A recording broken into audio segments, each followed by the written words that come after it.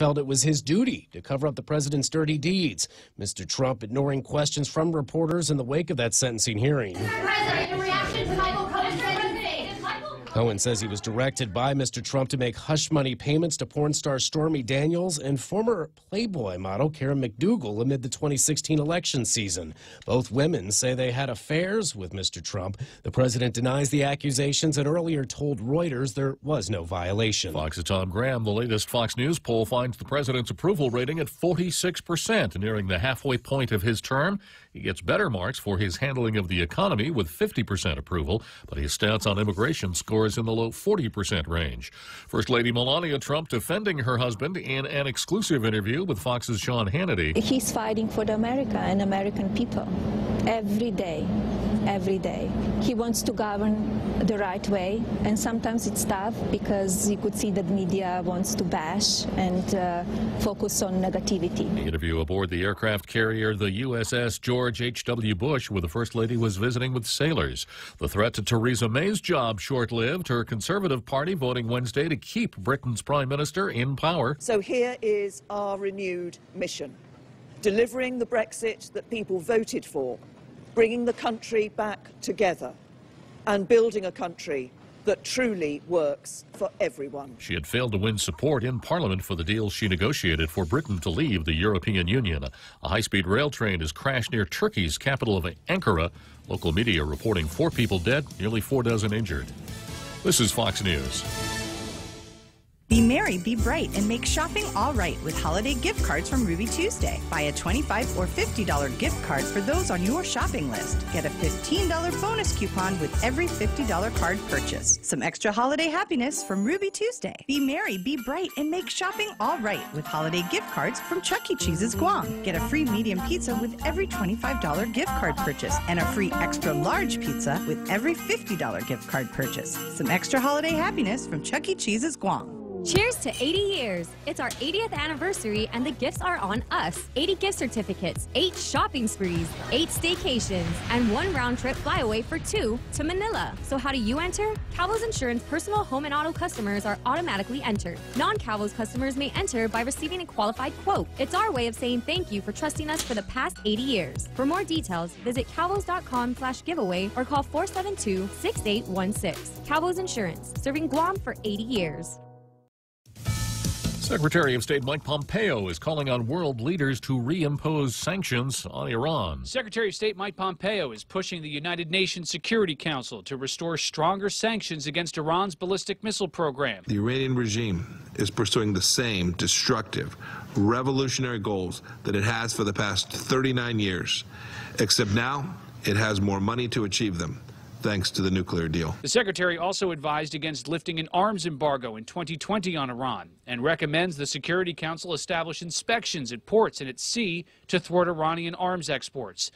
European allies say they agree with the U.S. on the need to constrain Iran's missile program, though oppose the administration's withdrawal from the Iran nuclear deal.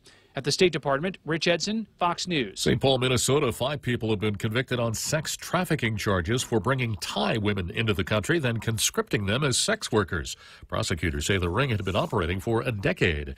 In suburban St. Louis, a gun, a backpack, and a curious toddler add up to a near tragedy. Police say the boy's father takes the bus to work and carries a gun in his backpack for protection.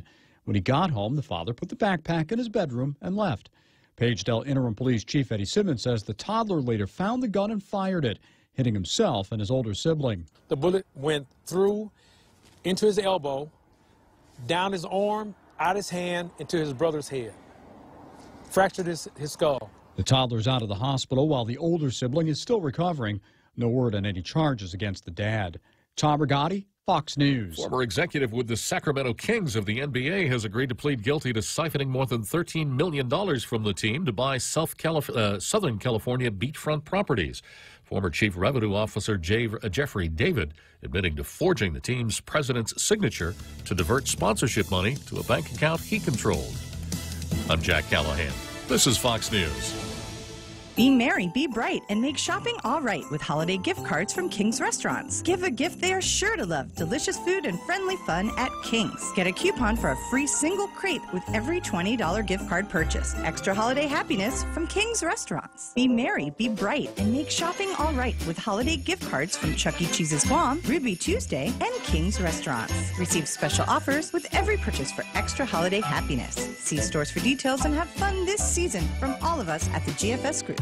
The season of giving is here, and the stations of Choice Broadcasting want to give back. 93.3 The Point, Boss 104, Star 101, and Lux Guam present Charity of Choice. Each of our radio personalities have chosen a Guam charity that they would like to benefit. And I chose Habitat for Humanity. Tune in daily to see how you can help. Charity of Choice 2018 is brought to you by Choice Broadcasting Company, Lux Guam, American Water Tech, and the station that gives from the heart, 93.3 The Point. Tall Tales with Bob Klitzkie is being brought to you by Sanford Technology Group, STG, delivering service that can't be beat. Welcome to Tall Tales with Bob Klitzkie, the only show on talk radio where common sense is a lot more common. Phone lines are now open at 888-TALK. That's 888-8255. And now, The Point proudly brings you Tall Tales with Senator Bob Klitzkie. A well-regulated militia being necessary to the security of a free state, the right of the people to keep and bear arms shall not be infringed. So, running the risk of being overly repetitive, we do start the show that way every day. It's important that we remember that we are a government of laws and not a government of men. And we do have law in our country that says every citizen, every person has a right to keep a firearm in his house for his individual protection, or for his protection. It's a constitutional right. And there are those who would like to, one way or another, subvert that right. And I see it as my duty to attempt to interdict those efforts, given such tools as I may have at my disposal. And of course, the major tool that I have here at my disposal is an international radio listening audience. I couldn't even begin to imagine, I don't know, I suppose, would it be thousands or hundreds of thousands, Real Joe Cruz? What kind of numbers should I be thinking in terms of here? Thousands. Thousands, yeah. Well, I'm not going to get into that. Anyhow, there's a bunch of them out there, the folks in our international radio listening audience, all of whom know that they could be a part of Tall Tales by dialing 888-8255. From North America, you have to add an area code to that, 671. And, of course, the country code for the United States of America is 1. So that would make it 1-671-888-8255. And you could be a participant and allow your voice to be heard by our international radio listening audience. So I attempt to keep our international radio listening audience abreast of anything that's going on in the Second Amendment gun control front. Today I have an article by a guy named Tom Knighton, who has a column in Town Hall, and it's about a young lady named Aubrey Bolin, who is 23 years old, and here's a quote. You may recall a few months ago we had a young motorcyclist on the show named Aubrey Bolin. Earlier this year, Aubrey was in a deadly road rage incident on I-5 with a 60-year-old man named Bruce Jones, who was driving a large car. This man forced her off the side of the road. Then he got out of his car amidst the heavy traffic of I-5 and began physically attacking Aubrey Bowman, as the description here, a petite 23-year-old female. Aubrey is a somewhat petite woman, 23 at the time, and she was afraid that this much larger man was going to kill her. He hit her and shook her, she described, like a dog shaking a toy in his mouth. He violently tried to rip her helmet off, squeezing her neck with the chin strap, which caused her to lose consciousness. Audrey believed he was going to choke her to death.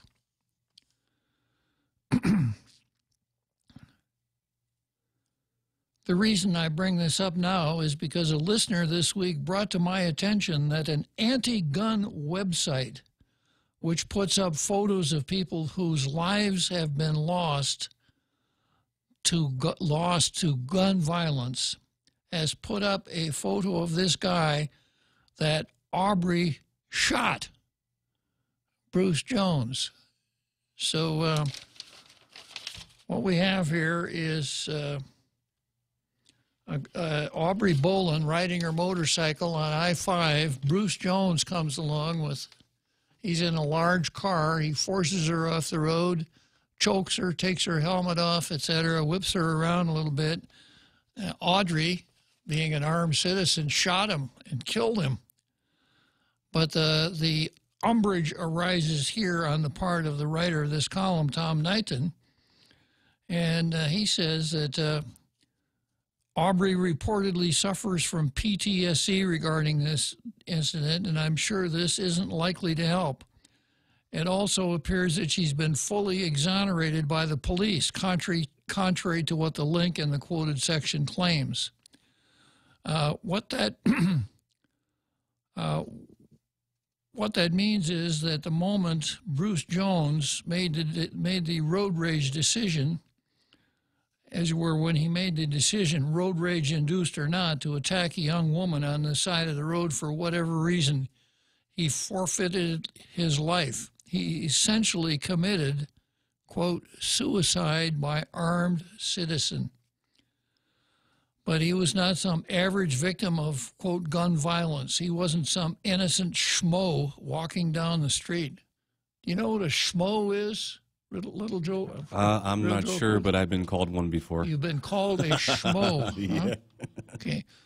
Well, once upon a time, there was a comic strip called Lil Abner, and schmoes were a prominent part of Lil Abner. But I don't remember that you have a particular physical resemblance to schmoes. You do walk down the street, though, from time to time, right? Yes, sir. Yeah. Okay, so Bruce Jones wasn't some innocent schmo walking down the street minding his own business. He was a grown man who attacked a petite woman for ungodly reasons. I have zero sympathies for the man. I have even less for the scumbag who pretends he's somehow the victim of gun violence. And that's the point here, that this anti-gun violence site put Bruce Jones's picture on the anti-gun violence site and counted him as a victim of gun violence, when it's pretty clear that Aubrey was acting in self-defense. It's riding her motorcycle down the highway, and this guy forces her off the road and attacks her, and she shoots him dead. Even in a state like, I suspect this was California since it happened on I-5, even in a state like California where they wouldn't touch a castle doctrine with a 10-foot pole, much less a stand-your-ground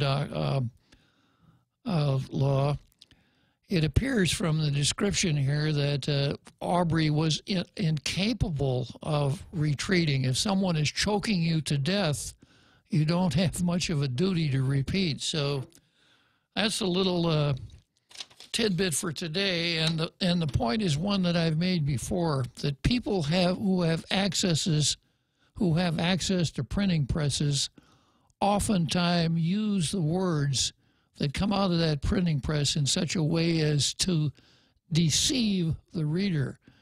And of course the same thing goes for websites, etc. We've talked about that before here on Tall Tales, how what ought to be a news story really has more editorial content than actual news. Okay, so that's the Second Amendment portion of today's program, and we move right along to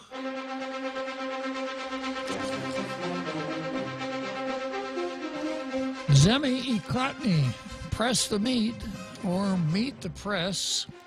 We got the real Joe Cruz, who's always quick on the draw to come up with that theme song for Meet the Press. So we compare the editorials of the two papers. I have my ever popular blue pencil here. I go through the editorials with my blue pencil, and if one meets my favor because it's hard-hitting, edgy, and topical, it would be awarded the coveted Blue Star. I see that Tom Poole is on the line, and before I pick up the phone, I'm going to give him a heads up that yesterday I told a lawyer joke when Jimmy asked me what I thought my best lawyer joke was, and I gave it to him. But today, when I get to the law lecture part of the program, I'm going to tell a joke about animals. And I'm going to take credit for myself until I can't, and then I'm going to give the appropriate credit to Dr. Tom Poole, who is a veterinarian, who I'm sure knows more about animals than I do about lawyers. So we'll get to that part of the program soon. But for now, good morning, Tom, or good afternoon, Tom. Yes, Judge. Thank you. By the way, I sent you a lawyer joke yesterday. Tom, that's exactly what I was talking about. Okay. Let's leave the punchline aside for now, okay? Yes, sir. What I called about was that I think you finally made a mistake. I think you did. And, you know, you're probably like Howard Cosell. There's not many old enough to remember him, but Howard Cosell was wont to say, I've never been wrong. I thought I was once, but I was mistaken. And but that still counts. I think you made a mistake about the schmo thing. And only I'm old enough to remember Al Cap and Little Abner, and the little animals you're talking about were schmoos. You're right. It was not a schmo, it was a schmoo. Right. Yeah. Schmo comes from Joe Schmo, which means just anybody, nobody thing. So I think it's actually a Yiddish word, Tom. it could be. Yeah. It could be. But the schmoos were Al Caps that you know that you could eat them, you could use them for anything. They were very friendly. You could slap them down and they'd bounce back. Yes. Exactly. Yeah. Anyway, I just was thrilled at the chance to get to catch you, because I never do. So thanks for letting me, Judge. Well, it's good to know that people are out there holding me accountable, because Yes, so many things slide by without anyone being held accountable for it. But you're right, Tom. I was wrong in 1947. That was the last time before now. Because I thought I was wrong about something, but I was actually right. But because I thought I was wrong, I was actually wrong, right? Okay, Judge. Thanks, Judge. Good afternoon, sir. Okay, Tom. Yeah, okay, the schmoo, not the schmo, but the schmoo. You're going to have to Google that tonight, Real Joe Cruz. I learn something new here every day. Yeah. And he reminded me of Howard Cosell, and I used to love hearing his voice as a kid on the sports. This is Howard Cosell. And we just saw Smith execute the fumble with a degree of expertise we seldom see on the football field. Yeah. Yeah, well, he knew who the greatest was. That's one thing we got to say about Howard Cosell. Okay, so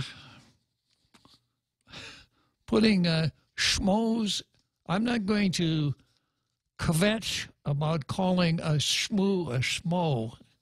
I'm just going to move on, okay? And I've got, let's see, where was I here? Oh, yeah, Daily News editorial. Our view, commuting sentences of sex offenders short changes justice.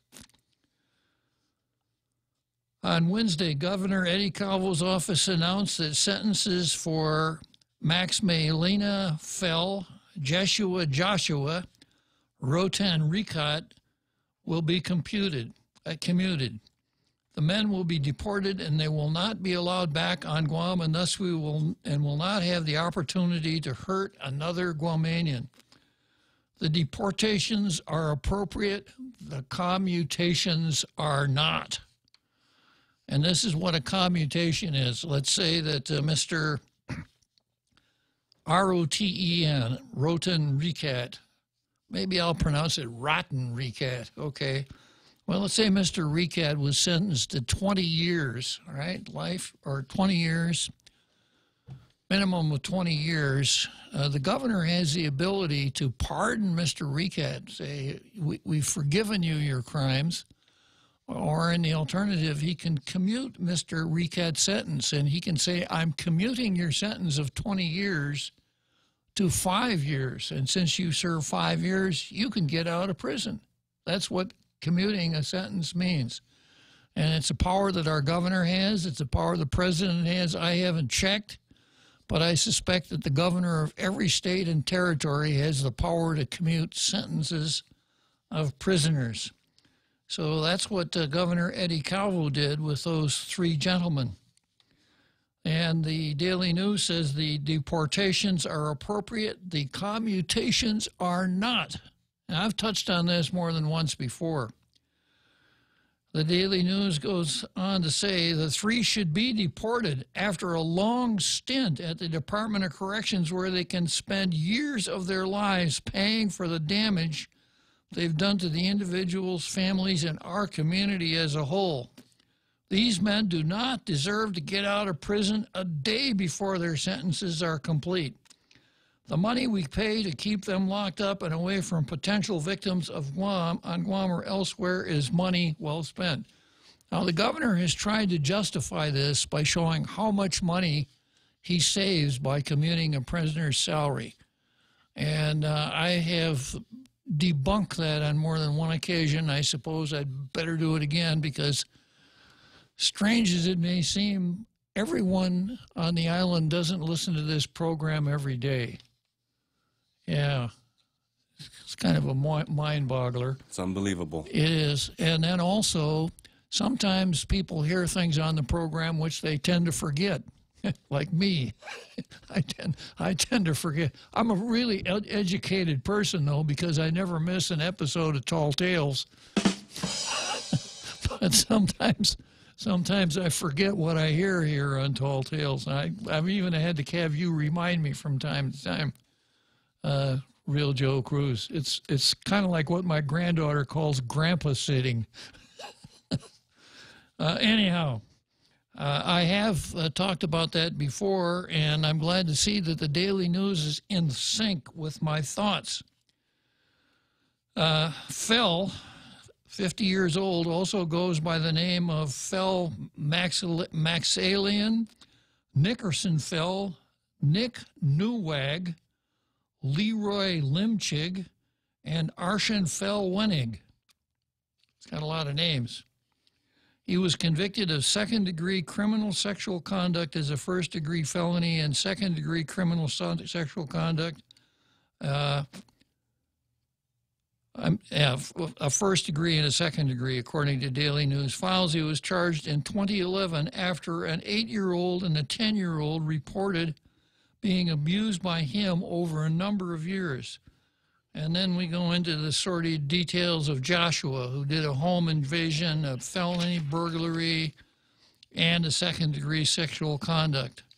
And then Rotten Ricat was convicted of 8 counts of sexual conduct, 5 of rape, 3 counts of molestation, 30 years in prison.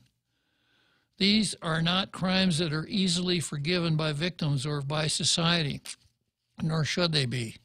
These men were arrested, prosecuted, and sentenced by the justice system. Now, going back again to this one section here that I wanted to home in on.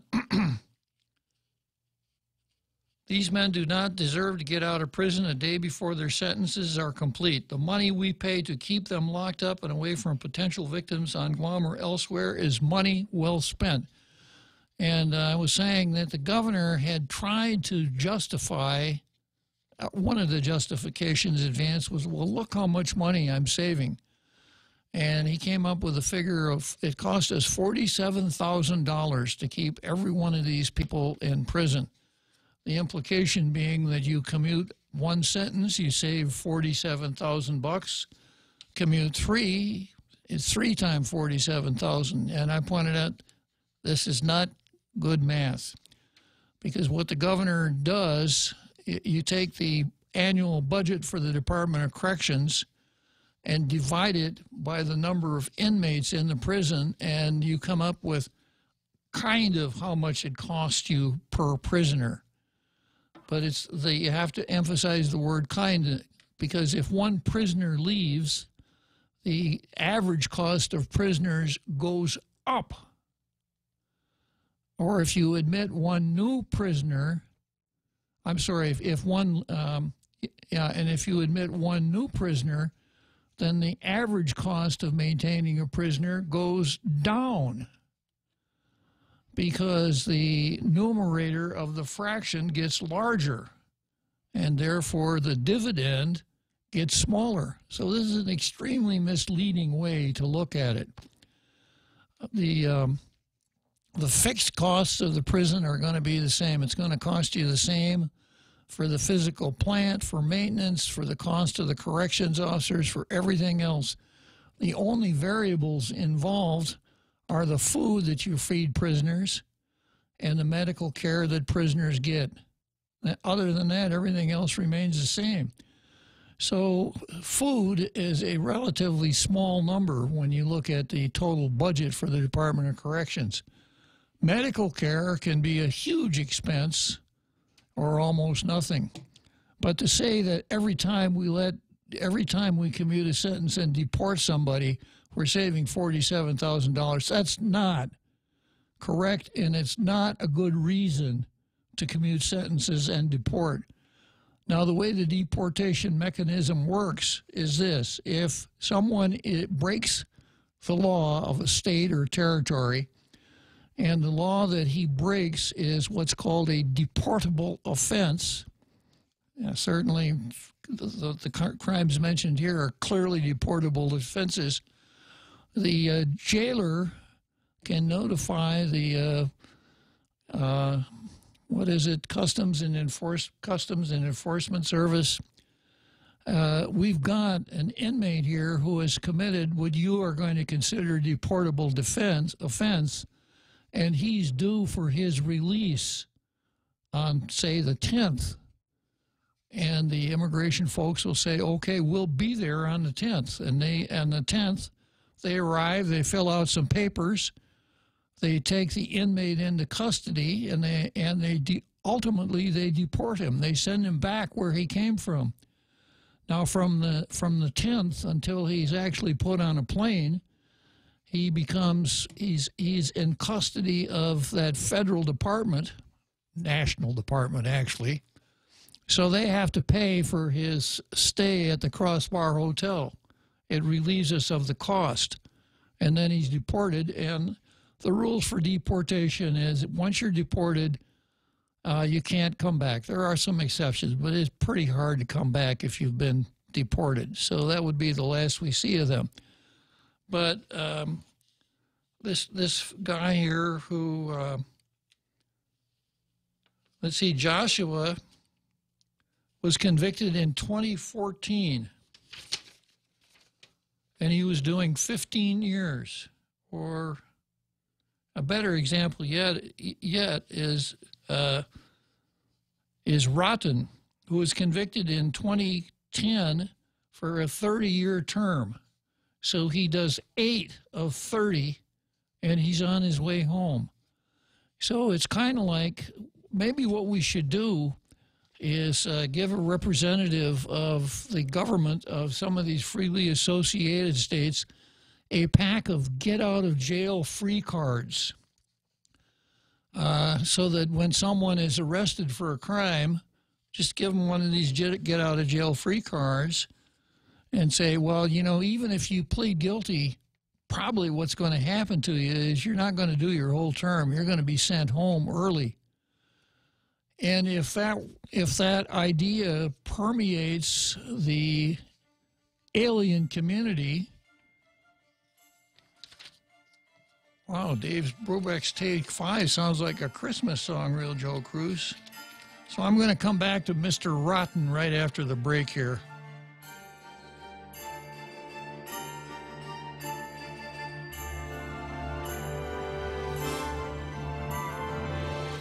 John Gibson, digging up history. Bonnie and Clyde, the lovebird bank robbers of outlaw and movie fame. Bonnie was his love, but there was another woman behind Clyde. That right after this. Hey, it's John Gibson. What's the best Italian restaurant in New York City? It's Rayo's. I've been a few times. Spectacular. Problem? 12 tables. Virtually impossible to get in. Solution? Rayos.com. That's R-A-O, Rayos.com. That's where you'll find the handmade sauces that have made Rayos so famous in New York City. It's the sauce, and nobody makes Italian sauces like Rayos. Rayos.com for Rayos at home. Rayos.com, it's the sauce. Back to my story. Bonnie and Clyde robbed banks and died in a tsunami of lawman gunfire. But there was another woman behind the reckless gangster Clyde Barrow. She got him out of jail. She lied for him. She covered for him in the press. She pressured the authorities to lay off the gangster Clyde. When he was on the run, she gave him clothes and fed him, hid him out, might have even paid off some lawmen. She was Clyde's accomplice in everything except for Bonnie's part. Bonnie was the girlfriend. In court, the prosecutor pointed at the woman and shouted she was the greatest ringleader of them all. He was pointing at Kumi Barrow, the mother of Clyde Barrow. I'm John Gibson, digging up history. The Extra Point with Jerry Roberts of Guam Training every morning on The Ray Gibson Show. On the Friday edition, I'm going to drop off a couple of Christmas gifts for you and the folks in your workplace. I'm Jerry Roberts, and at 7:20 a.m. on The Ray Gibson Show, I'll hand them off to you, and these are gifts that you can open up right away. You can find daily transcripts of The Extra Point by Jerry Roberts at GuamTraining.com. Tune in every weekday morning at 7:20 for The Extra Point with Jerry Roberts on The Ray Gibson Show on 93.3 The Point. Celebrate Christmas Day at Jeff's Pirates Cove. Lunch buffet available from 11 a.m. to 2 p.m. Call 789-2683 for reservations. We now return to Tall Tales with Bob Klitzkie, soaring over the confusion with his superpowers of truth. Call 888-TALK. That's 888-8255. So, with respect to the governor's method here of commuting sentences and then working with the immigration folks to deport criminals, I go along with the Daily News here. The criminal law, the prison system is supposed to be a deterrent. We hope that people would think, if I did that, I know it's wrong. And not only is it wrong, but if I get caught, I'm going to go to prison. I'm going to spend a long time there. If the long time is 3 or 4 years till the governor commutes your sentence, then the word in the alien community is going to get out, hey, you know, this is really a good place. You might as well give it a shot, give it a try, roll the dice, whatever. Because if you get caught, and even if you're convicted, chances are the governor will commute your sentence and they'll just get sent back home anyhow. And once you're back home, you're as free as the breeze. Yeah. So if you have a prison sentence, the cost of housing inmates is part of the situation. And then I suppose this guy over here in the Lazy Boy, the guy I refer to as a Smart Money, where is he sitting here? Yeah. The Smart Money is going to say, you know, it ain't fair. If somebody from California comes out here and commits a crime, they lock him up and throw the key. Or better yet, somebody from Texas comes out here and commits a crime, they lock him up and throw the key away. They don't let him serve 4 or 5 years and then deport him back to Texas. And if I were still using California as an example, that probably for some would be a worse punishment than staying in the pokey. But that's gets me off on another story, doesn't it? So good call here, Daily News, at least from the standpoint of what I think is good correctional policy. And then we have the Post. And the Post, I'm going to start out and read the end of the editorial. And it says, the end of the editorial says, is it okay to right wrongs against the Chamorro people who lost land to the military, even if compensation for that loss ends up by causing another wrong against people like Gibson? Now, my answer to that would be, kind of depends on which Gibson you're talking about. If it's Ray, no, I wouldn't go along with it. But here we go again with the Daily News, not knowing what they're writing about. What this editorial is about is the story about Reverend Gibson being booted off of Chamorro Land Trust property because, as the commission said when he made his appeal to have his name added to his wife's lease, you're not Chamorro, you're just an outsider married to a local woman. Therefore, you can't stay on Chamorro Land Trust property. So that's what this is about. And when the first time I looked at this, I said the Chamorro Land Trust Commission and its agents did exactly what they were supposed to do. For once in the history of that outfit, they actually enforced the law. That doesn't happen very often. But back to this sentence at the end, is it okay to right wrongs against the Chamorro people who lost land to the military? That is not what the Chamorro Land Trust is about. It's not about people who lost land to the military. This whole area is so filled with myth that it's hard to bring it to get it all straight. I'm going to, by way of background, talk a little bit about land condemnations on the island of Guam by the United States government. And first of all, in order to properly understand land condemnation or eminent domain, we start where we start a lot of things with the United States Constitution. And the United States Constitution says,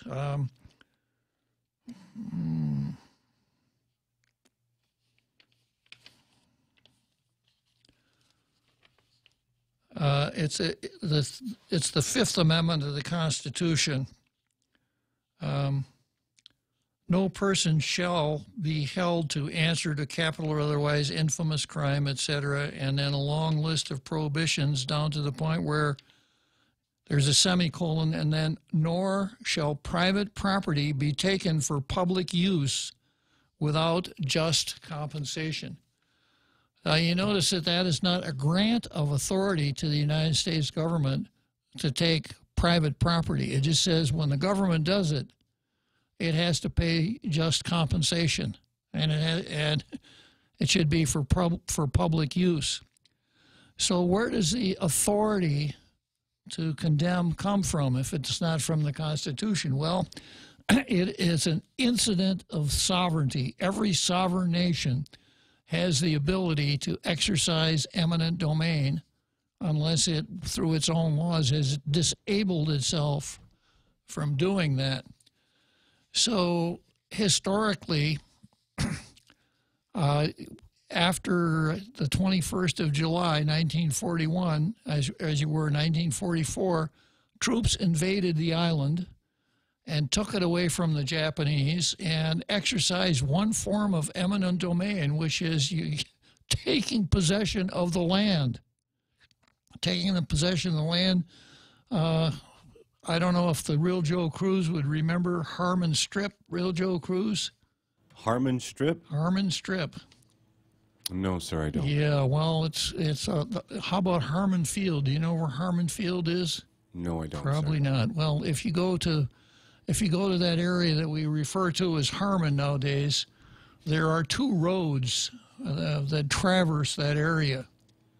And that area, at once upon a time, was called Harmon Field. It was a field maintained by the Army Air Force in World War II, and those two roads were the remnants of runways from which B-29s took off. Oh, wow. To bomb Tokyo. Wow, I had no idea. And back in the 60s and maybe even early 70s, young kids would go up there. There was nothing there.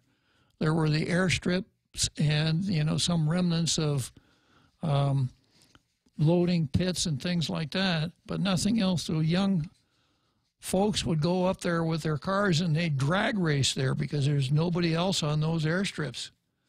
And it was also known as a place where if you got tired of poking along at 45 miles an hour, you could go up there and step on the gas and go faster. But when the United States built Harmon Field and Harmon Village, you probably don't know where that is either. Harmon Village is out towards Two Lovers Point. And before you get to the turnoff to Two Lovers Point, you still see a road network there.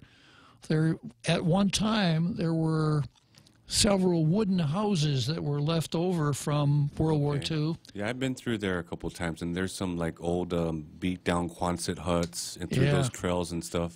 That's it. Yeah. That was Harmon Village, and that was where a lot of people from the 20th Air Force were housed.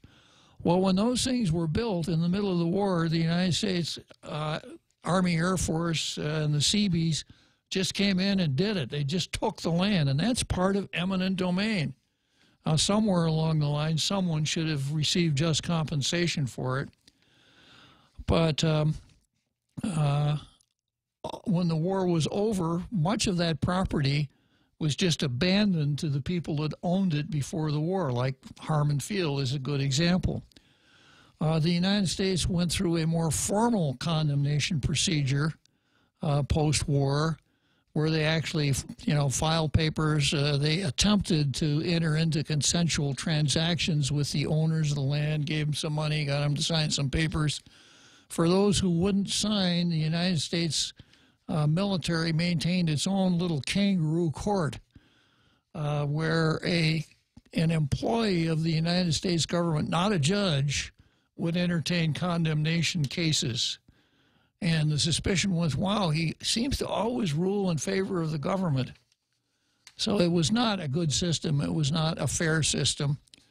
And there probably were more things wrong with it than I'm talking about right now. But in 1950, the Organic Act passed, and the courts opened up in 1950. So then condemnation here was about the same as it was in any other jurisdiction in the United States.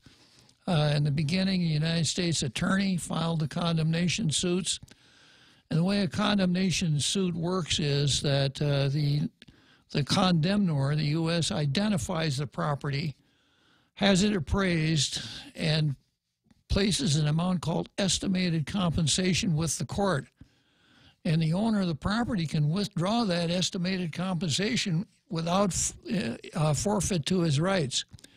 If there's a consensual agreement, fine. If not, the case is tried to a jury, and the jury would determine how much the just compensation would be.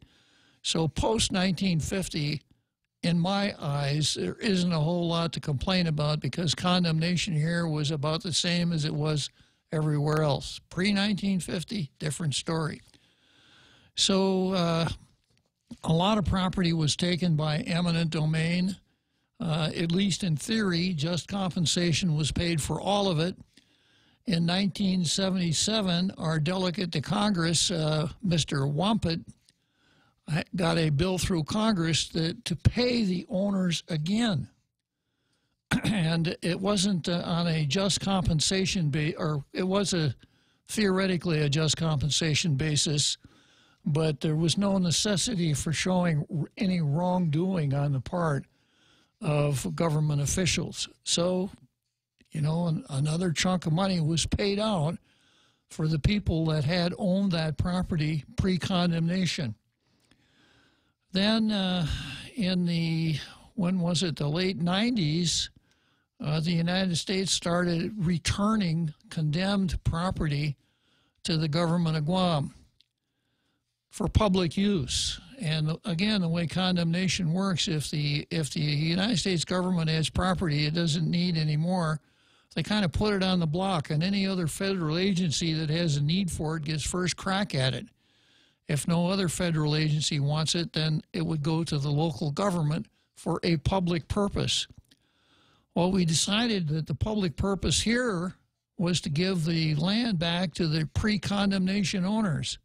Now, I haven't done extensive research on this, but I don't know of any place else that this ever happened in the United States. Usually when the United States government takes property in fee simple, that's it. The original owners are as much a stranger to the land as a schmo on the street.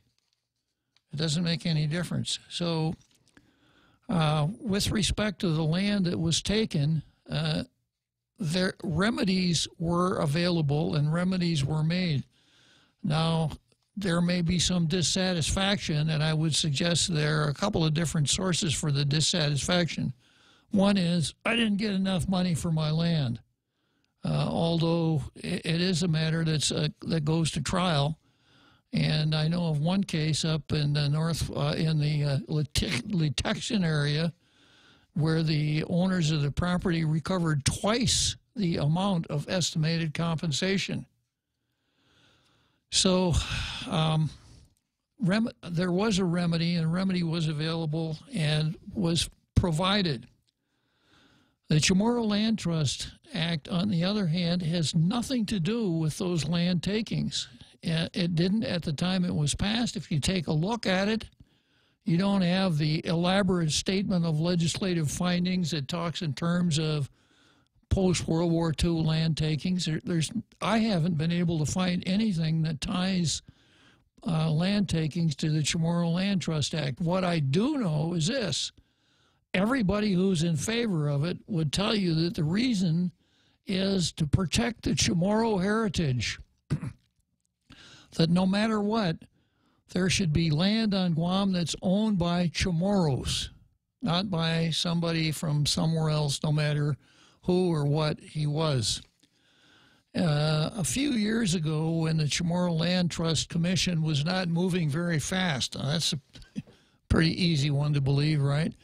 Senator B.J. Cruz introduced a bill to convert the leaseholds into fee simple title, and he took a lot of flack from nationalists who said, you can't do that. That destroys the purpose of the Chamorro Land Trust Act, to make sure that we always keep that land. That's the reason for the 99-year lease. The government of Guam always owns the land, and it can only be leased to Chamorros. So the premise, not the premises, the premise of this editorial is dead wrong. I'll come back and finish up on this, and then we'll go to that big halftime show that we have every day at 5.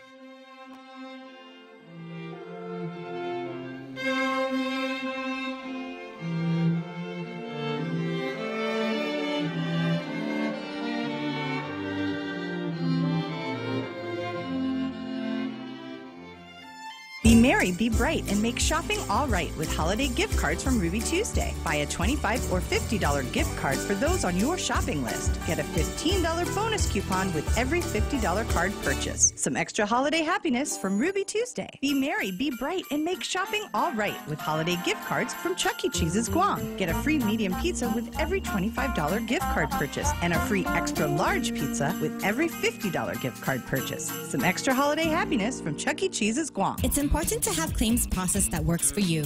At Guahan Insurance Services, we make things simple and convenient. Same door you walk in to purchase your insurance is the same door you open to file your claim.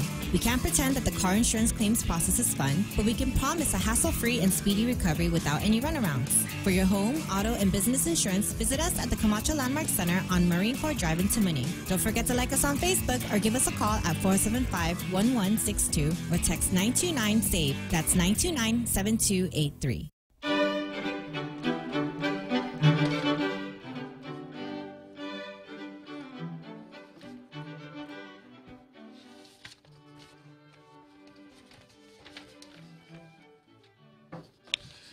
So the premises, Almeda, the premise of this editorial is just wrong. That was not the purpose of the Chamorro Land Trust Act. And if you read the papers on file in the United States suit against the Chamorro Land Trust Act, it becomes very clear because there's a lot of historical facts dredged up in there. Now, I get a kick out of the posture that, well, it really isn't racist at all, when everybody who was ever a champion of the Chamorro Land Trust Act would tell you that that's exactly what it's about. And the government of Guam even filed papers in the suit called Santos versus Ada. The government of Guam admitted that that's exactly what it was about. So let's be clear on that. That's what the Chamorro Land Trust Act is about. It's preserving land for Chamorros. And when I said that the Chamorro Land Trust Commission and the employees of the commission did exactly what they were supposed to do when they evicted Mr. Gibson, I know that sounds pretty hard-hearted, but the point to be made here is this, that the law says if you're not Chamorro, you can't stay on the property. So they did exactly what they were supposed to do for once in the history of the outfit, and it led to an incredibly harsh result. So what was the cause of the harsh result? Let's peel the orange a little bit and try to figure out what the cause of that harsh result was. Now, I'll go through the editorial here while you're thinking about that. The Reverend Arthur Gibson is an African-American man who had a home on Guam that he took years to build with his own hands and money. He was a school administrator. He married into a local family. He also furnished the house for his now deceased wife, Carmelita, and her 4 stepchildren. But when his wife died, Gibson eventually found himself kicked out of the home he had built. The problem? The land is Chamorro Land Trust leasehold lot. And while a lot was awarded to his wife, Gibson wasn't added as a leaseholder because he doesn't fit into the Chamorro Land Trust Act's definition of Chamorro. His wife had tried to put Gibson's name on the lease, but he was denied inclusion, quote, because I didn't have a birth certificate saying that one of my parents was Chamorro, Gibson said. He was subsequently evicted from his marital home. As a black man who grew up in the States, discrimination against people of color was prevalent in his youth. He moved to Guam in 1999 from Portland. To come here and find myself in the middle of it again is disheartening. I thought that was long past. Well, there you go. The Chamorro Land Trust's land lease program awaits a decision in federal court following a recent hearing on the U.S. Justice Department's challenge that the program and the law that created is racially discriminatory, and the discrimination is prohibited by the U.S. Constitution. The government of Guam is spending serious cash on legal fees to defend the law, and one of its initial arguments is that it cannot be sued for violating federal fair housing law because Gov Guam is not a person, which is probably a pretty good idea. Probably a pretty good defense. It's technical, but the law is that you can't, in federal court, you can't sue a state or a territory. That's why the suit to enforce the Chamorro Land Trust Act was called Santos versus Ada. Ada was the governor. So you sue a public official and not the government. So the government of Guam may win on that, but it's just a very temporary thing. In a more recent argument, Gov Guam stated the CLTA is meant to compensate Guam's Chamorro people who lost their land because of military expansions on the island. You know, come on, guys. It's just dead wrong. And your own papers in your own office, Government of Guam Attorney General, disprove that theory. Justice Department Attorney Catherine Ligolomsky recognized that Chamorros lost land and suffered, but added while the federal government sympathizes with the loss, that does not justify discrimination. Gibson's situation does call into question whether Government of Guam's argument for a status quo is a way to address land takings by the military against the Chamorro people many decades ago also hurts people such as Gibson who also claim injustice. Well, it's unfortunate that the Daily News, and I suppose I can't hold them blameworthy because the Guam Attorney General's office is the one that propagated this myth, but it really detracts from what the real issue is. And to me, this Gibson case really demonstrates the problems with getting deep into identity politics. Now, on a strict identity politics basis, Gibson should win because Gibson's an African American. Now, if he were female, a female African American on the identity politics totem pole, that's as high as you can get. Being an African American male is really, really good. So he ought to win based on that. But then, of course, the other identity politics, the identity group on Guam is the Chamorro, is made known to us by Chamorro nationalists, primarily Michael Bavacqua. And on the Guam identity politics totem pole, that should be enough to win any argument, merely by saying, well, yeah, but this is for Chamorros.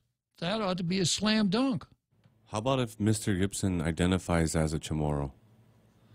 Well, that's what Davis tried to do in that other suit. Oh, okay. Well, I'm sorry, he didn't identify. He tried to register, and they said he couldn't.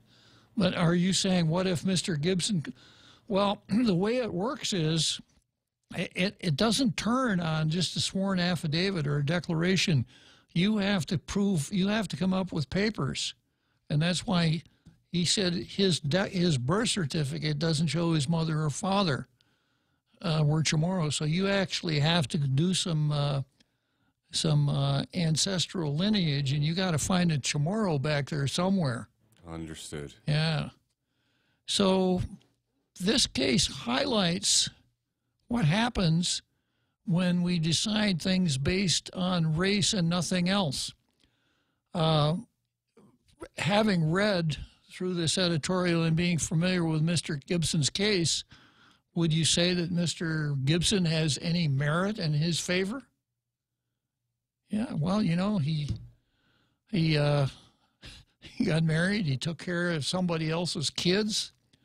He built a house with his own bare hands. And he's a minister. He's probably a pretty correct kind of guy. So he's the kind of guy that, you know, if we're exercising judgment on people, we'd say, yeah, this seems like a pretty decent guy. We should go out of our way not to do bad things to him, right? And then on the other hand, and if I get to this in the card, you know, some of the statements on the in the news story show that after Gibson was booted off his land, well, I'm going to go sing some Christmas carols, and we'll come back to Mr. Gibson after the big halftime show.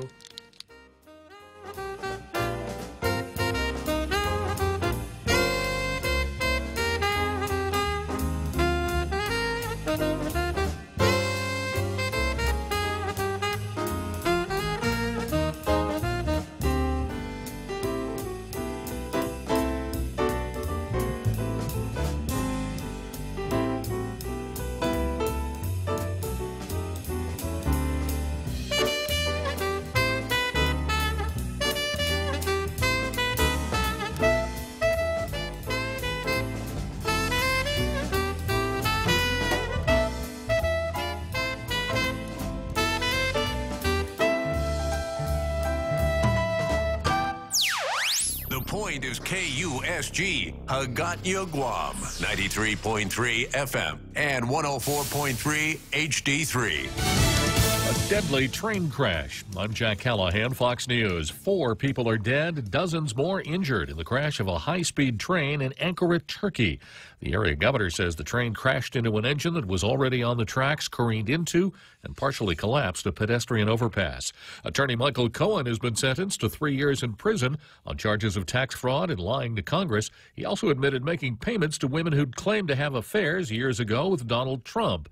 Some Democrat lawmakers claim those payments could be used in impeachment proceedings against the president. Congressman Trey Gowdy is skeptical.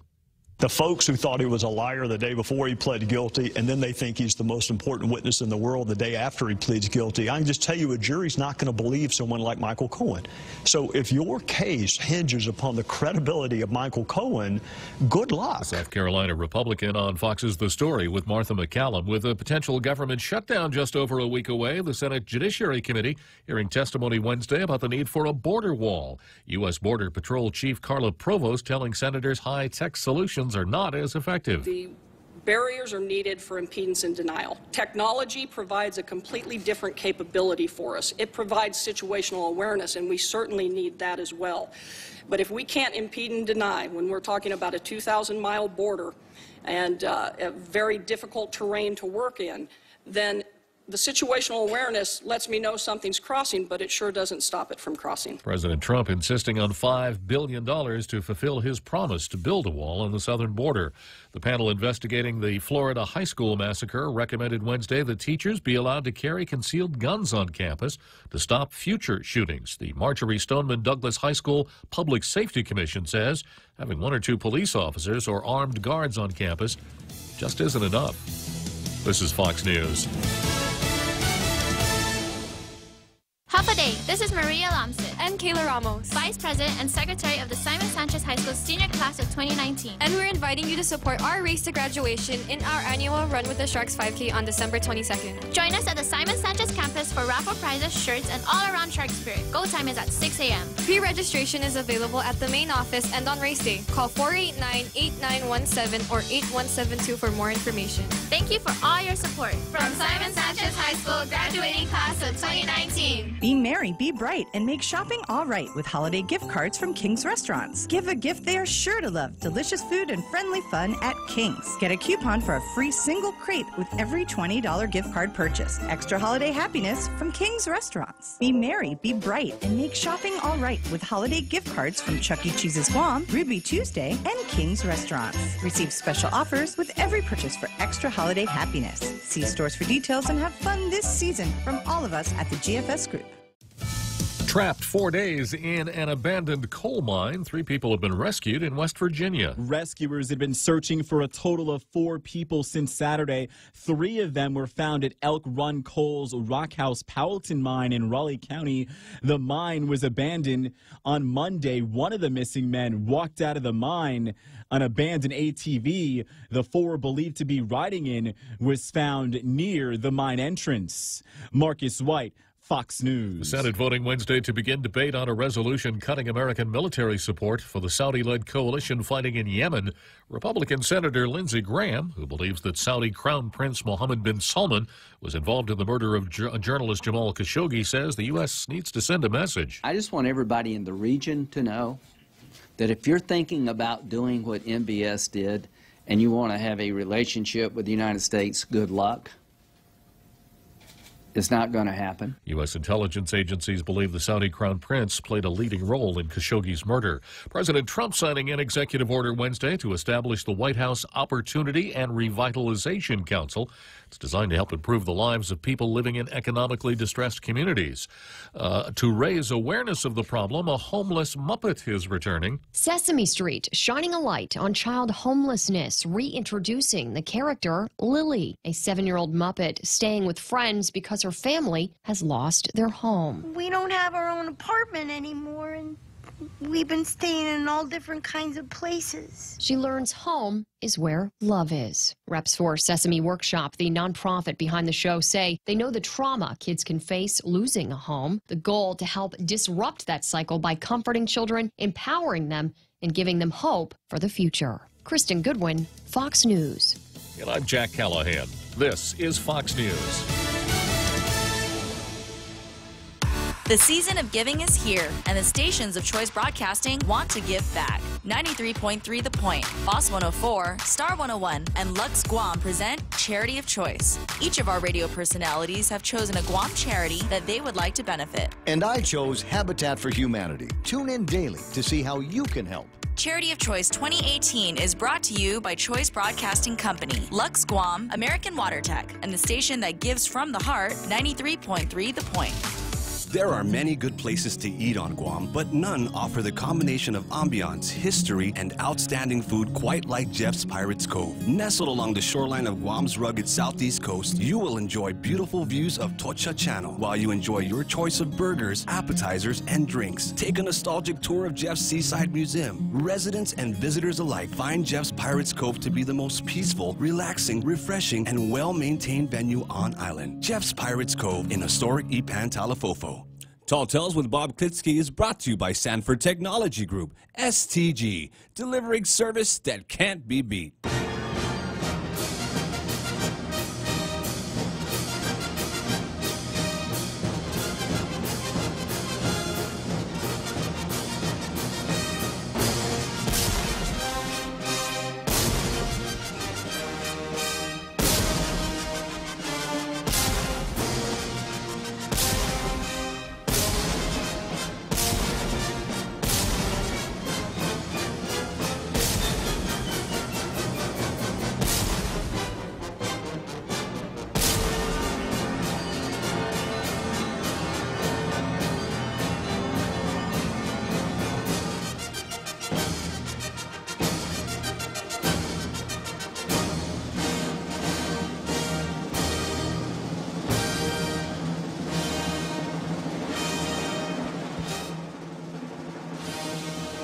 Any calls from the Super Bowl guys yet, Real Joe Cruz? No, sir, but I'm sure they'll be calling someday soon. Yeah, I guess. Yeah, well, we'll be ready for them. Just so long as we'd be happy to serve as consultants for their halftime show. Just so long as they set up a remote studio so we could do Tall Tales from the stadium. We'd have to get clearance from the fire department, too, because of all the cannons we use. It's a lot of pyrotechnics. It's very true. It's very true. Okay, so going back to the Post editorial here, I was making a case that the Chamorro Land Trust folks did exactly what they were supposed to do. When Mr. Jackson's wife died, they booted him off the property, and let's see, who said this? Lady D, they should have paid him for the property. Well, it doesn't work that way. I heard Tom Addis say this more than once, and he knows something I don't know. He says the law provides that if anyone's lease is terminated, that person they have to be reimbursed for improvements they made on the real property. I've been through the whole Chamorro Land Trust Act with a fine-tooth comb, and I can't find that. And also just the general rules of real property hold that one who builds a building on land, when a building is built on land, that becomes a fixture.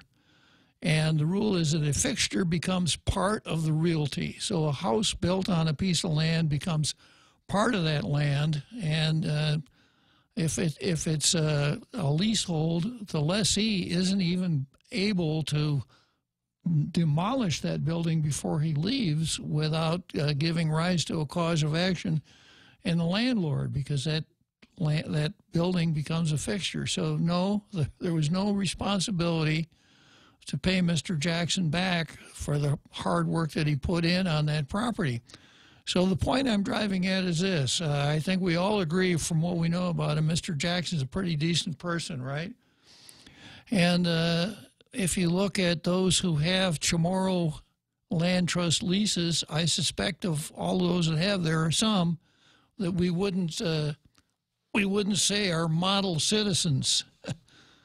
Some of them may have even been on TV when we saw how they got their Chamorro Land Trust leases, using their positions at the Department of Land Management to wangle leases for themselves or their relatives. So as between the between, let's call that person the Wangler, as between the Wangler and Mr. Jackson, I think there would be some agreement with me that Mr. Jackson should be able to stay and the Wangler should be able to leave. That's what we call, that's what we would call justice in the individual case. But when you get into identity politics, there's no more justice in the individual case. Once you say that in order to be eligible, you must be of this particular race, or as Mr. Jackson well knows, you can't be of this particular race, then concepts like justice in the individual case and fairness are gone. So is that what we really want here? Is the Chamorro Land Trust Act what we really want to have on Guam as a means of dealing out property? And remember, all of that property that's in the Chamorro Land Trust Act was property that became government of Guam property on the signing of the Organic Act. It had been U.S. government property, and it was transferred to the government of Guam, which to me meant that it was public property. So almost all the public property that we had was turned into what's called available lands and subject to Chamorro Land Trust leases that are only available to Chamorros. Even people who come forward who seem to present lots of equities like Mr. Jackson, it doesn't matter. So there is a question at the end of the Post article. It's just that it's based on the wrong premise or premises? Premise, sir. It's based on the wrong premise, unless, yeah. I got that down pretty good from yesterday. All right. Well, sometimes it's possible to learn something here on Tall Tales, right? But the premise of the question is wrong. Is it okay to right wrongs against the Chamorro people and just stop there, even if compensation for that loss ends up causing another wrong? But actually, it should be worded like this. Is it okay to guarantee that Chamorros will always own land on Guam, even if that causes a wrong against people like Mr. Gibson? That's what we're talking about here. That makes sense now. Yeah. So, you know, we hear a lot about the Chamorro culture and the Chamorro heritage, indigenous people, etc. I'm familiar with, I think, probably all of it. I understand it. Some of it I agree with. But there's an old saying amongst lawyers, hard cases make bad law. So, you know, when you're talking about something in the abstract, it's one thing. But when you see how it actually works in action, this poor guy was summarily booted off a piece of property out of a house that he built with his bare hands, etc. And then you'll see when we get into the card that it went downstream to a couple of the stepchildren, one of whom leased the property to somebody else. And that didn't work out, so now the house is just a shambles. So in order to preserve the Chamorro culture, in this particular case, at least in this one case, we kicked a man out of a house that he'd built with his own bare hands and in effect enabled one of the next tenants to violate the Chamorro Land Trust Act by leasing the property out to maybe a non-Chamorro, maybe not, and then allow the improvement that he made to lie waste, to just deteriorate to nothing. In the meantime, Mr. Jackson has found a room to stay in. So if you understand that, and ask yourself, is this good public policy? Okay, well, that's something to chew on a little bit. I'm going to go from there. Wait a minute, sir. Who's going to get the star? Nobody today? Yeah, I guess I better give somebody the star, huh? I don't know, but I would be concerned if I was writing editorials for any of those papers, and I would say to myself, I wonder what Bob's going to say about this. Yeah, well, my gosh, they should. This time, the Daily News had a golden opportunity to make a really good point, perhaps being misled by stories they printed themselves when they quoted the papers out of the Attorney General of Guam. On the other hand, the Post made a really good, the Daily News made a really good point about the get-out-of-jail-free cards. And since I have opined on that at length in the past, and I'm disappointed in the Post taking off on the wrong, not only on the wrong premise where Mr. Jackson stayed, that premises where Mr. Jackson stayed, but on the wrong premise also. I'm going to give the Daily News the coveted blue star today. Yeah. So, but I have to admit, even though the Post editorial had its premise wrong, it was still a good vehicle to start thinking about these things. Do we want this kind of racial justice? And once, and where should we go with it? Interesting things to talk about. On the card, next I'm going to go to the United States national government versus Godzuhu. United States national government versus Godzuhu.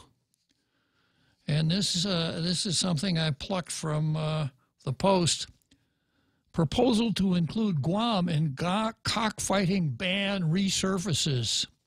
A few lines in the Agricultural Improvement Act of 2018 would make cockfighting illegal on Guam under the massive Farm Bill compromise recently between the House and Senate.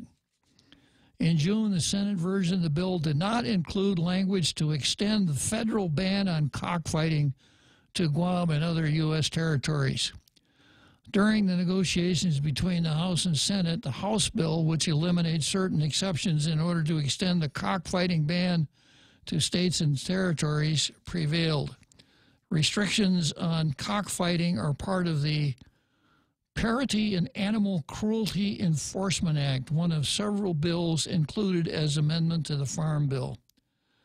The PACE Act, Parity and Animal Cruelty Enforcement, ensures that long-standing federal restrictions on dogfighting and cockfighting apply in U.S. territories. Animal Wellness Action stated. This is the 5th time the federal animal fighting law has been upgraded in the last 16 years, and these new provisions will allow for a crackdown on cockfighting and dogfighting in American Samoa, Guam, the Northern Mariana Islands, Puerto Rico, and the U.S. Virgin Islands, the group stated. Delegate Madeline Berdallo was against extending the ban because of its cultural significance. A federal ban without local input would be offensive, and any bill regulating cockfighting should be enacted at a local level. However, according to a joint explanatory statement filed on the House website, the House provision was ultimately adopted with an amendment to change the effective date of the law to 1 year after the bill's enactment. This is the most extreme form of dog exploitation on the planet, with more than 30 million dogs butchered for their meat, mainly in Asia. Passage of the legislation sends an important message condemning the practice and sets an example for the global community as we urge South Korea, Vietnam, and other nations to end this practice, Animal Wellness Action stated. So it's dog fighting, dog eating, and cats. And if you go to Hanoi, you'll find that there's one whole street in Hanoi that specializes in nothing but dog meat. Really? Yeah. Could this be considered dog whistle politics, sir? I think perhaps this kind of legislation, Real Joe Cruz, is dog whistle politics. Yeah, this cockfighting ban in the territories is definitely dog whistle politics. Good call. So of course, you know, when you talk about dogs and eating, that's really hard for Westerners to get their arms around because, you know, in a lot of households, dogs are kind of part of the family, right? And if I've said it once, I've said it 1,000 times. Man is dog's best friend, right? But going back to the cockfighting part, once again, we start out with the U.S. Constitution, and I'm against Congress enacting that cockfighting ban on the island of Guam. And I go to Article 1, Section 8 of the United States Constitution. And it says, the Congress shall have the power to, and then there's a laundry list of its powers, to borrow money on the credit of the United States and to regulate commerce with foreign nations and among several states and with the Indian tribes. So unless the Congress can find a jurisdictional hook to hang its legislation on, it doesn't have the power to pass laws just because it thinks it would be a good idea. So let's assume that we think that cockfighting is a bad idea and that it should be banned. That doesn't give Congress the reason to say, well, no more cockfighting. In order to pass legislation, ordinarily Congress relies on the Interstate Commerce Clause because it has the ability to regulate commerce amongst the states. So you'd think that it would be within Congress's power to have a statute that says you cannot ship chickens in interstate commerce for the purpose of fighting them at their destination. That would seem to be within the powers of Congress. But a couple days ago, as part of our little legal chautauqua here, I mentioned a case called Wickard versus Filburn that dealt with a farmer feeding his corn to his own hogs and getting fined for it. That the current state of the law is that any economic undertaking that affects commerce is within the Commerce Clause jurisdiction. So the only way that that could work for cockfighting would be to use that same Wickard versus Filburn reasoning and say, well, by killing those cocks in cockfighting, they're taking them off the chicken market, and therefore they, you know, the poultry market, and therefore it does affect commerce. But to put a real easy cap on it, Congress has no business legislating what people can do in the states, whether or not people in a state should have the legal ability to have cockfights. And that's why I'm always getting wound up about this idea that we had a federal government once upon a time.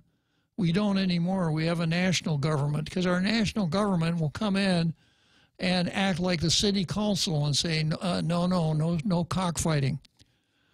So that's the deal in the states. Now with a territory, Congress doesn't need to go through that interstate commerce charade because of Article 4, Section 3. It definitely has the power.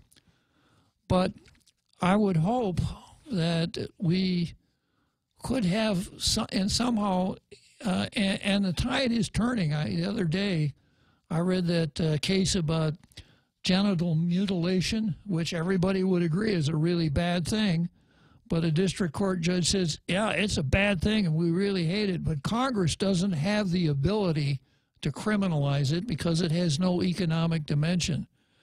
So I think if the national government paid more attention to this thought process as far as the states, maybe it'd give us a break out here in the territories. So I can't say that I'm real crazy about cockfighting. I went once just to see what it was like. I don't go anymore.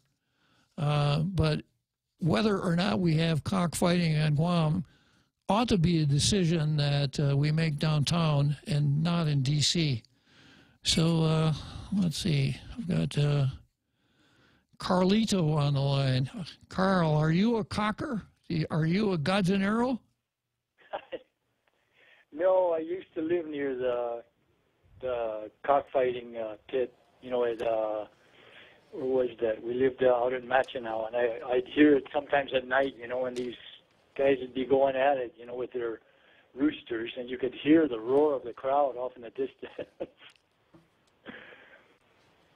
You know, to me, this just strikes me as a perfect example of something that applies to the 10th Amendment, that the federal government really has no business sticking their nose in something like this. How do they get away with this, Bob? I mean, why aren't they, are there no mechanisms to slap their hand down and say, you have no business?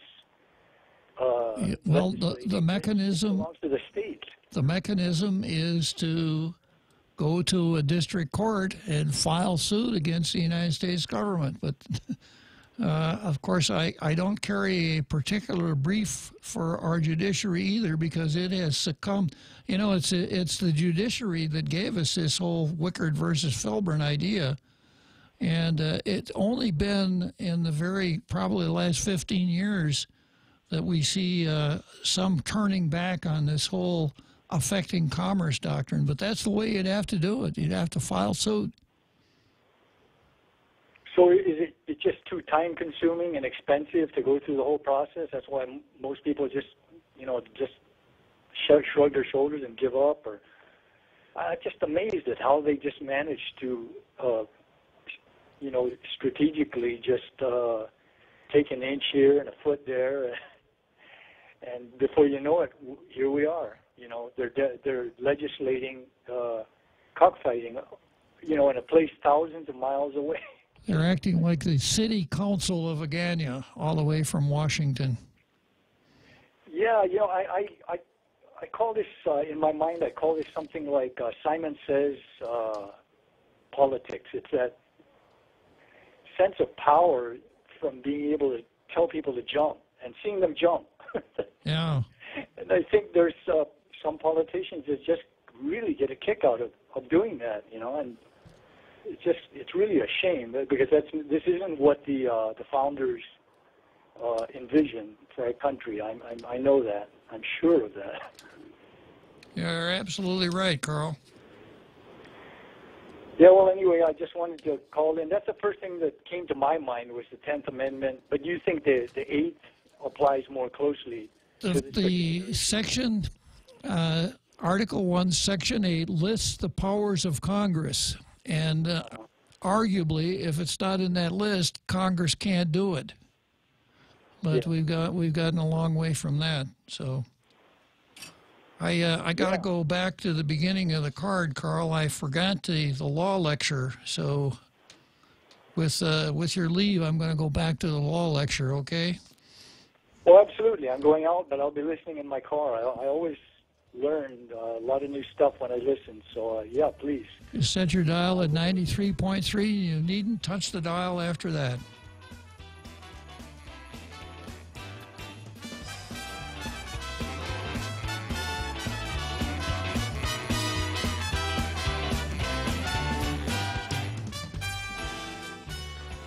For over 30 years, Sanford Technology Group has been helping companies throughout Guam and Micronesia with their payroll, time and attendance, networking, and other information technology services. Our online integrated payroll and time and attendance solution provides the workforce management tools and expertise to make your business more efficient and employee-friendly. For more information, visit Sanford Technology at 335 South Marine Corps Drive or call us at 647-0220 to schedule a demo today. It's Micronesia Mall's 30th anniversary, and to celebrate, we are giving away a new Kia Soul LX, a Mazda 3i Sport, the popular Honda Civic LX, and 30 Manila Flyaways during our 30th anniversary Drive-Away Flyaway. Win 3 great cars from Triple J Auto Group, 30 Flyaways from Philippine Airlines, plus thousands of prizes from Burger King and Foot Locker when you play Micronesia Mall's 30th anniversary Drive-Away Flyaway. Celebrate Christmas Day at Jeff's Pirates Cove. Lunch buffet available from 11 a.m. to 2 p.m. Call 789-2683 for reservations.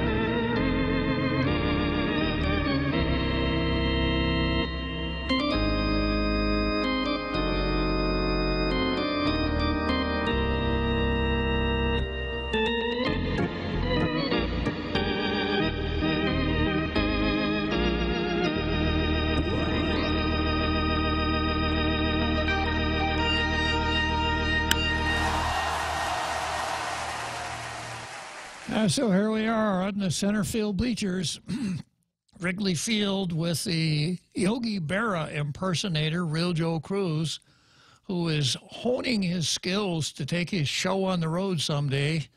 I can imagine going to fancy nightclubs in New York, having purchased a ticket for a night with Yogi Berra.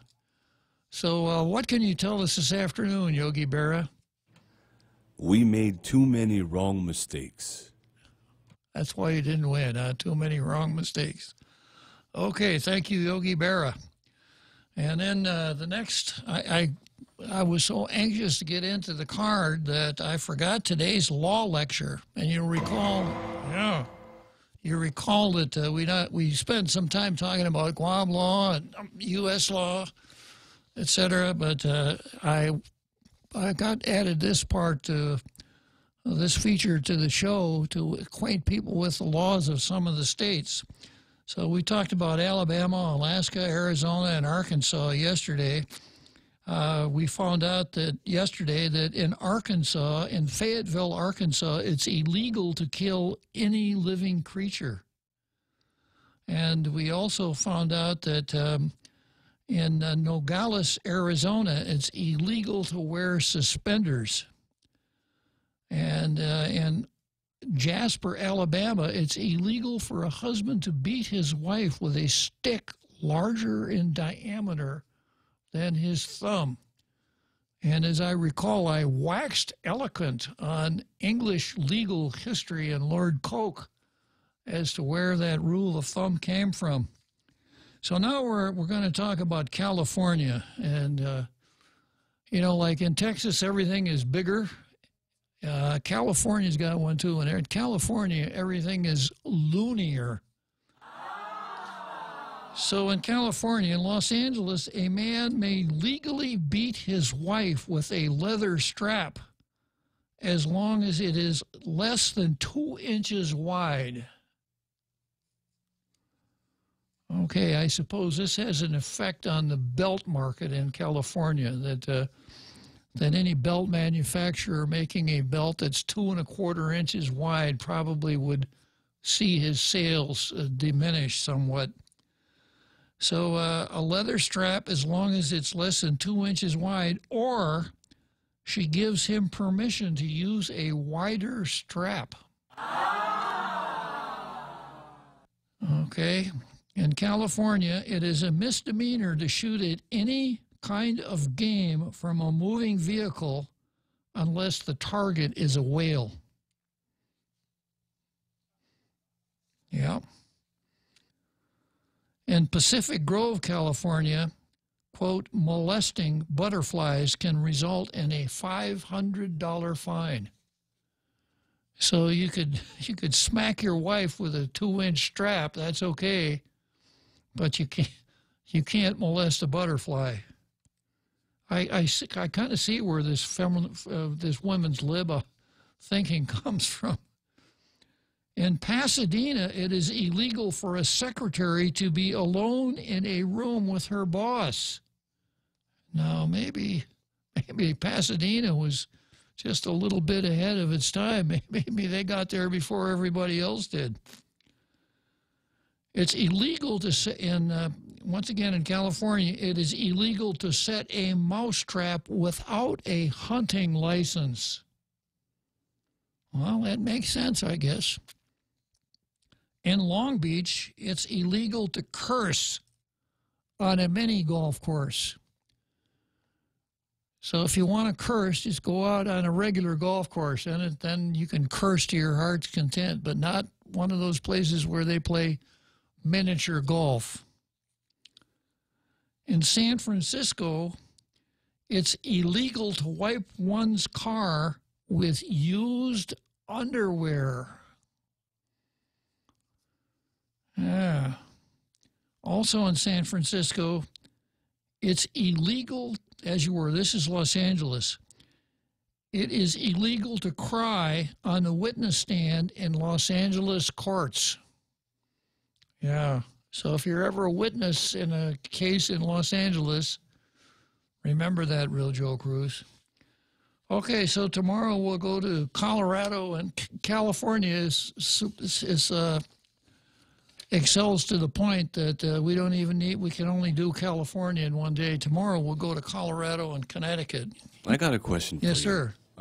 I've heard this before, and I don't know if it's true, but I hear that it's illegal to collect the rainwater in California from the sky.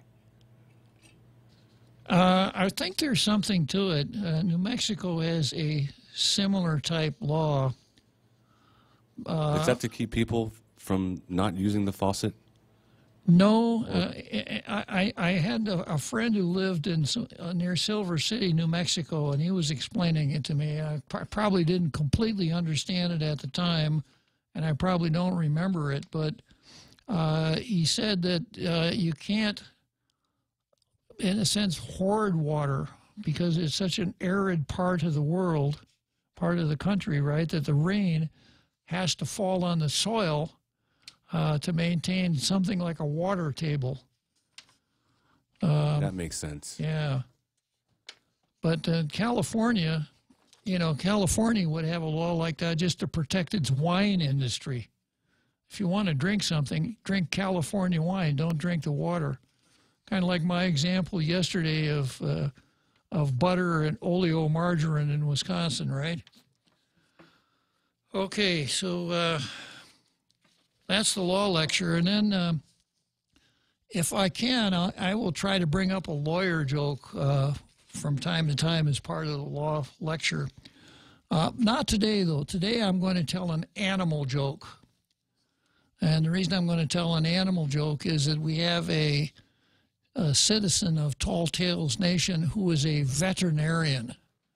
And, of course, veterinarians are really clued in and checked out on animals.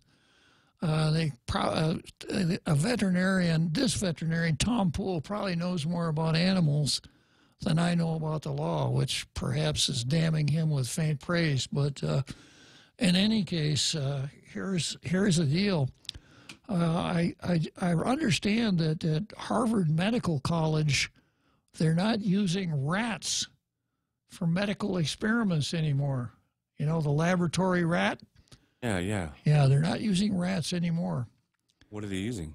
Lawyers. Really? Yeah.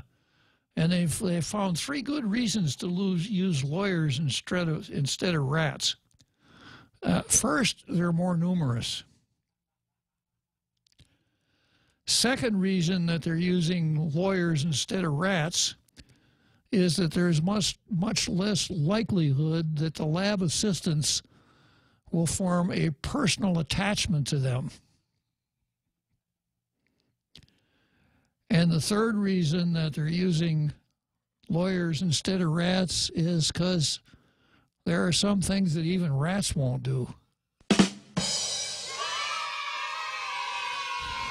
So, I don't know.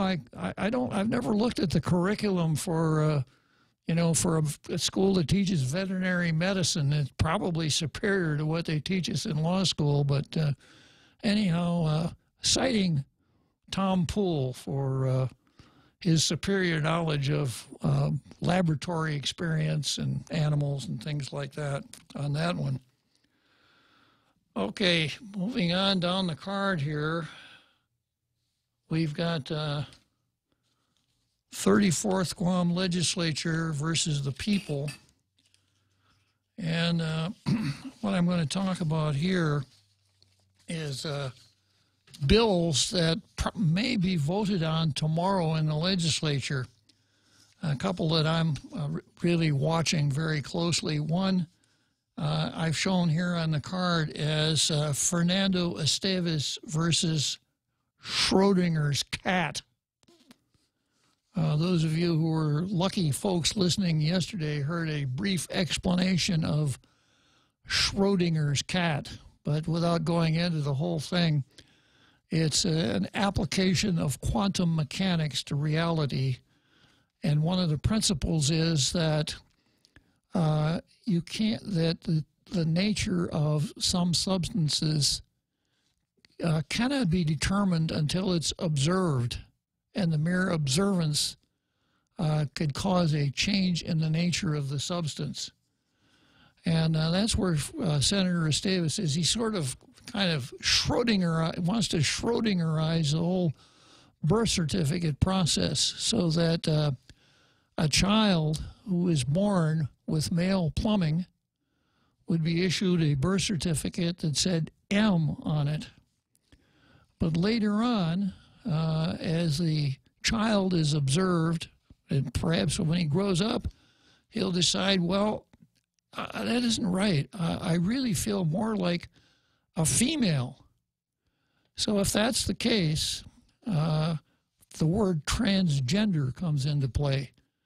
And the definition of a transgender is one whose gender identification doesn't match his sex. So a transgender would be someone who has, that person who was born with male plumbing, but feels and recognizes themselves as a female. And Esteves' bill would allow that person to get a note from a doctor and petition the court, and the court could enter an order ordering the Registrar of Vital Statistics to change that person's birth certificate so that it says F instead of M.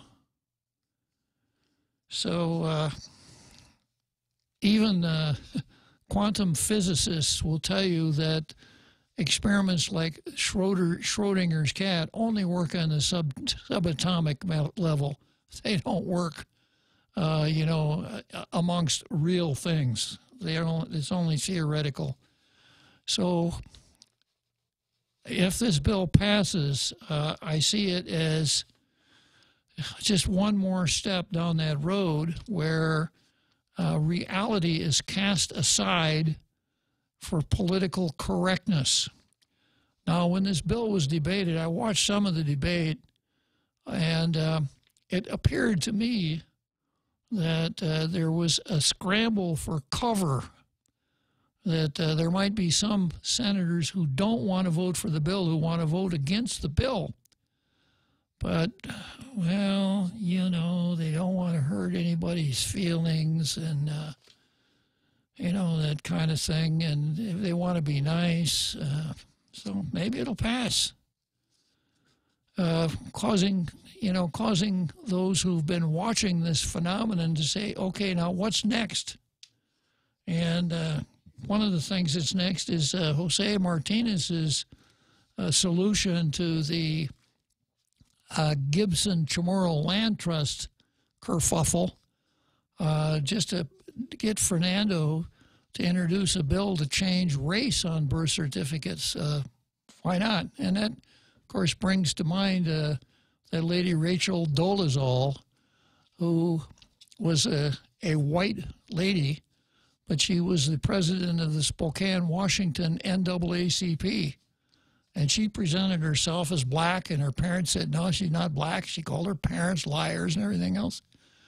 This is where you go. This is the destination that you're heading for by embracing identity politics. And we've gotten into it pretty deep already.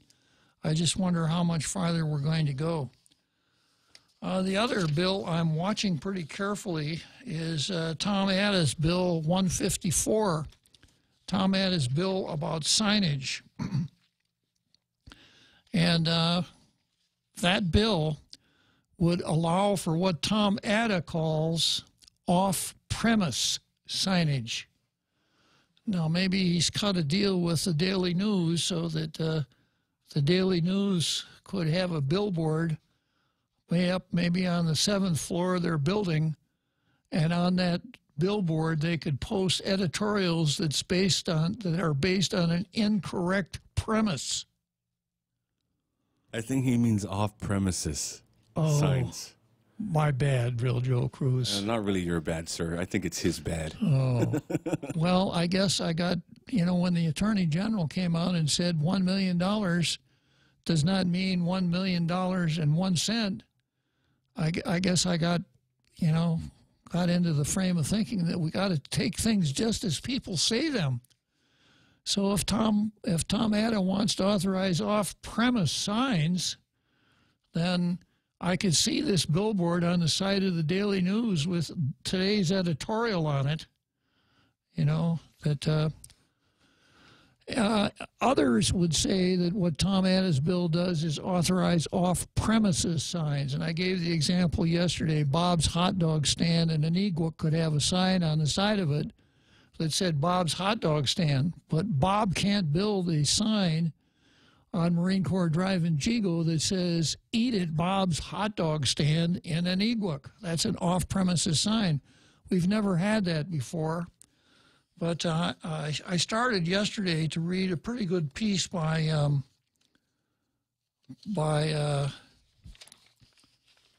Malfunction on KOAM, Chris Burnett. And I'll pick it up here. It says, Bill 154 would mandate a 350-foot, as you were, a 3,500-foot distance between off-premise signs.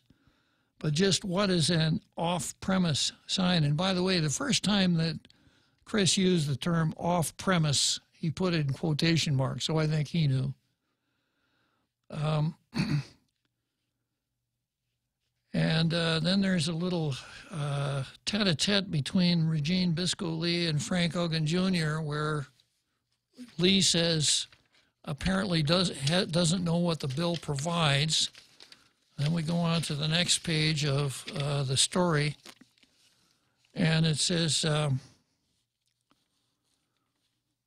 Senator Mike San Nicolas, whose congressional campaign owes digital sign company TriVision $3,000, was one of the most vocal supporters of Atta's bill. Just a coincidence, probably. San Nicolas also received a $500 donation from TriVision co-owner Chris Morato. He also received donations from TriVision for his senatorial campaign. The congressman-elect was also the author of Public Law 34-30, which made existing electronic signs legal after the Attorney General issued an opinion saying Land Use Commission's approval of electronic signs was illegal, and it's actually off-premise signs that she opined on. And he was all in the sign bill rejecting Espaldon's amendment to have legal counsel review the measure again.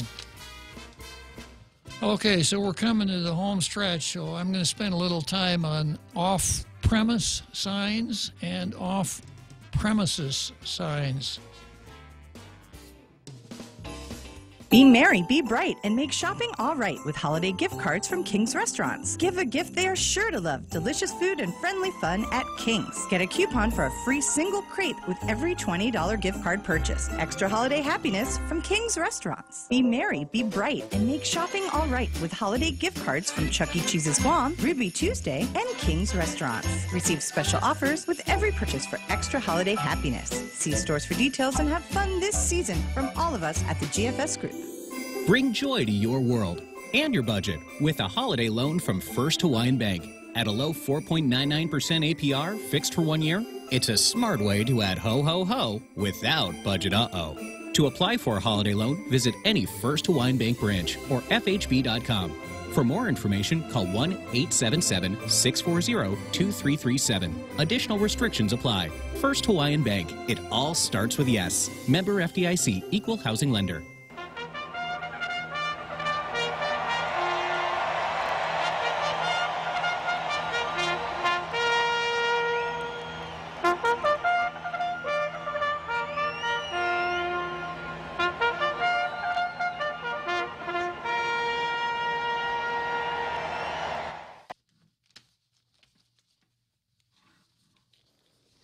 Okay, so I'm back here again with off-premise and off-premises signs, which I have opined upon before.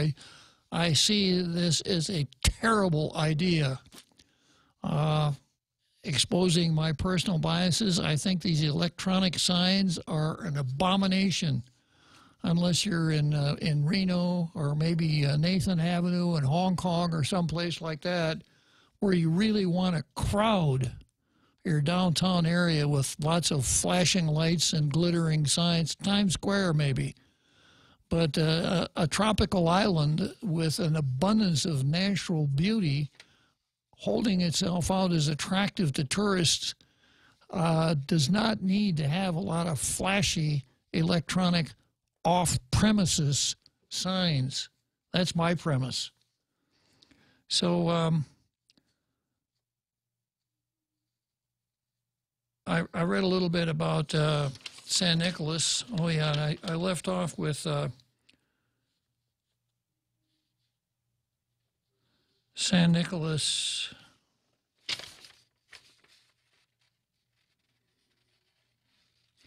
Right. And this is where it all started. San Nicolas was the author of Public Law 34-30, which made existing electronic signs legal after the Attorney General issued an opinion saying Land Use Commission's approval was illegal. And it wasn't that they were electronic, but that they were off premises. So that's where it all started. So we started out, and this is so typical of what comes out of the Department of Land Management, we started out with something that was illegal. And instead of dealing with the illegality, as a matter of fact, Frank Uggan introduced a bill to deal with the illegality, saying, take them down. It's illegal. And you can have a couple years to take it down to get your money back, but you got to take it down. But that wasn't good enough for San Nicolas. He took something that was illegal and made it legal. 34-30, which made existing electronic signs legal after the Attorney General issued an opinion saying they were illegal. And he was all in on the sign bill. So then the next step was Tom Atta introducing Bill 154, which went much, much farther than the illegal signs because it brought into our law something that had never been there before. And that is off-premises signs, that it would legalize off-premises signs. And Atta said, well, we got to modernize the law. Well, the law was modern before, and what Atta's Bill 154 was taking it backwards to a place that I don't think we want to go. And then Bill 154 author Senator Atta has also received donations from Trivision, one of the companies that owns the signs, and Senators Torres, Lee, and San Nicolas, among others, advertised their election campaigns on electronic signs. So is there a little, if they were of a mind with me, would there be a little cognitive dissonance there? Where one part of the senator's mind says, yes, I'm all for preserving the natural beauty of Guam. How many times do we hear that during an election? I'm for preserving our natural beauty here. And the environment is really, really important. But I'm for preserving natural beauty.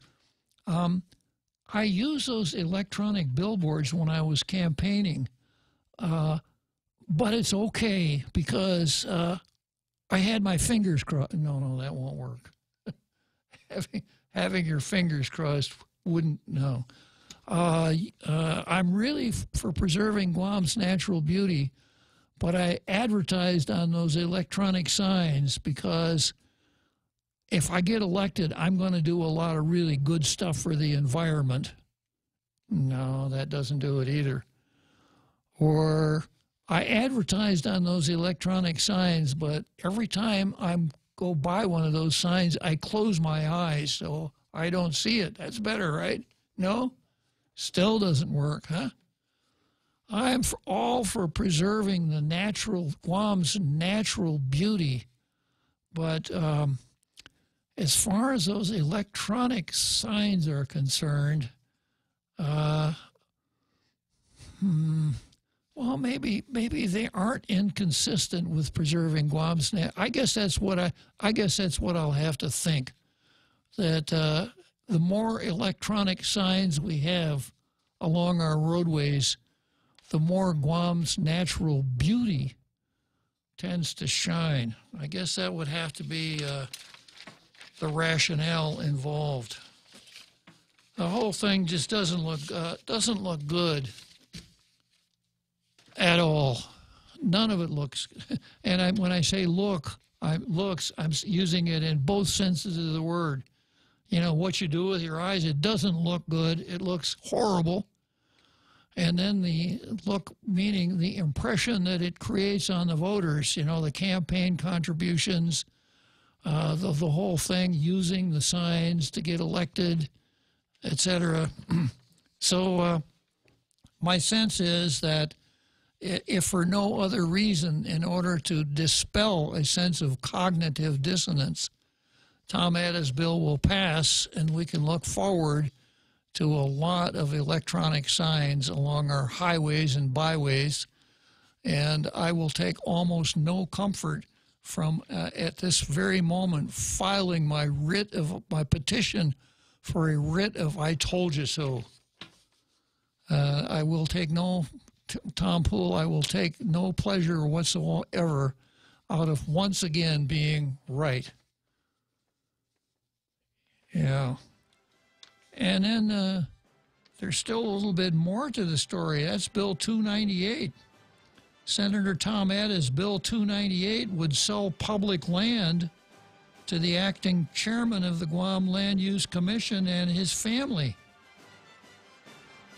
Tay-O, the GLUC acting chairman, is also the owner of Vantage Advertising, an electronic sign company that will benefit from Atta's Bill 154. According to legislative committee reports, a representative of O testified on his behalf at the public hearing on Bill 298.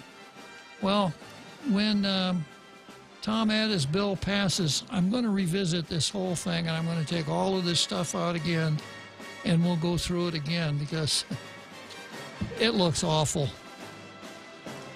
Okay, so little Ravel's Bolero here to wrap up another beautiful day on Tall Tales. Let's see, it's only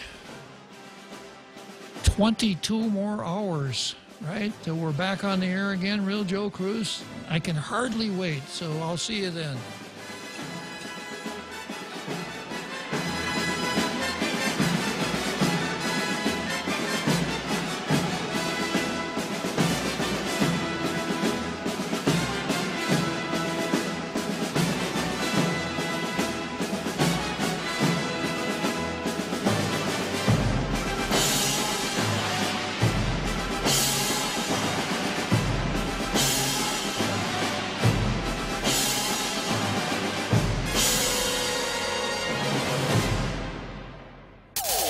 The Point is KUSG, Hagåtña, Guam, 93.3 FM and 104.3 HD3. A federal judge making demands of the special counsel. I'm Jack Callahan, Fox.